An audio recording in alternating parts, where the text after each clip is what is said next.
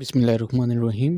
कैसे हैं dear students? उम्मीद है सब खैरियत से होंगे। आज हमारा नेक्स्ट टॉपिक है डिस्कवरी ऑफ न्यूट्रॉन्स। अच्छा, जब दोनों पार्टिकल्स डिस्कवर हो गए थे, इलेक्ट्रॉन भी डिस्कवर हो गया, प्रोटॉन भी डिस्कवर हो गया, दोनों का वज़न किया गया, दोनों का मैस इक्वल आना चाहिए था एटम के मैस के।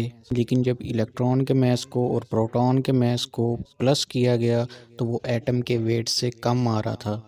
इसका मतलब ये था कि एटम के अंदर ज़रूर कोई तीसरा पार्टिकल भी मौजूद है।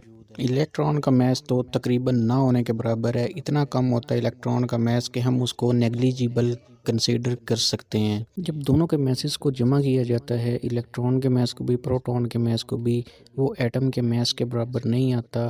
फ़र्क जो आता है मैस में वो तकरीबन प्रोटॉन के वेट के बराबर आता है। इसका मतलब है कि एटम के अंदर कोई ऐसा पार्टिकल भी मौजूद है जिसका मैस प्रोटॉन के मैस के तकरीबन बराबर है। इसको हम एक एग्जांपल से समझ लेते हैं। फॉर एग्जांपल हमारे पास एक एटम है जिसका वेट है 21। ये बस मैं फ़र्ज़ कर रहा हूँ आपको समझाने के लिए। तो इस एटम के अंदर जो इलेक्ट्रॉन है वो फ़र्ज़ कर लें कि उसका मैस 1 है, और इस एटम के अंदर जो प्रोटॉन है उसका मैस 10 है।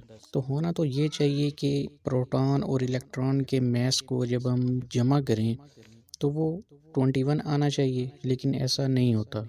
10 और 1 को अगर प्लस करें तो 11 बनता है, 21 नहीं बनता। तो इसका मतलब है कि इसके अंदर कोई और पार्टिकल मौजूद है जिसका मैस प्रोटॉन के मैस के इक्वल है। अभी देखें ना, यहाँ पे 10 का फ़र्क आ रहा है। तो अगर इसके अंदर 10 और ऐड करें तब हमारा 21 जो है वो पूरा होता है। यही फ़र्क जो है न्यूट्रॉन की डिस्कवरी की वजह बना। जिस तरह इलेक्ट्रॉन की डिस्कवरी का एक्सपेरिमेंट दिया गया है, प्रोटॉन की डिस्कवरी का एक्सपेरिमेंट दिया गया है, एज सच न्यूट्रॉन की डिस्कवरी का आपकी बुक के अंदर एक्सपेरिमेंट नहीं दिया गया, इसलिए हम भी उसको यहाँ पे डिस्कस नहीं करेंगे। तो इसी को हम ज़रा अब वर्डिंग में देख लेते हैं। After the discovery of electron and proton, electron और प्रोटॉन की डिस्कवरी के बाद mass of atom was not equal to the sum of masses of electrons and protons, कि एटम का मैस इक्वल नहीं था इलेक्ट्रॉन और प्रोटॉन के मैसेज के।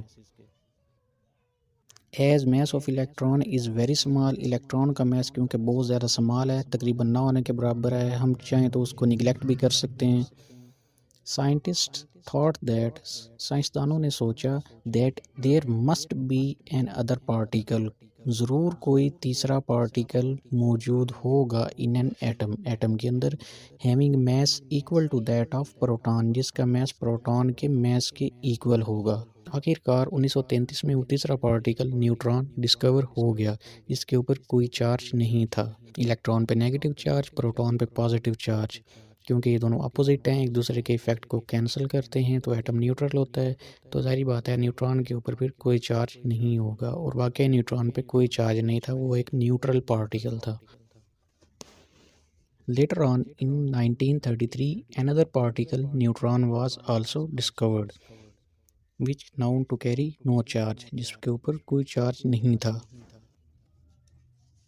The mass of neutron is almost same as that of proton, बाद में जब न्यूट्रॉन के मैस को चेक किया गया तो वो तकरीबन प्रोटॉन के मैस के इक्वल था। अब क्योंकि तीनों पार्टिकल्स डिस्कवर हो चुके थे, एटम का मैस भी जस्टिफाइड हो चुका था, तो ये कहा गया ये तीनों पार्टिकल्स, इलेक्ट्रॉन, प्रोटॉन और न्यूट्रॉन, ये एटम के फंडामेंटल पार्टिकल्स हैं। इनको फंडामेंटल पार्टिकल्स का नाम दिया गया।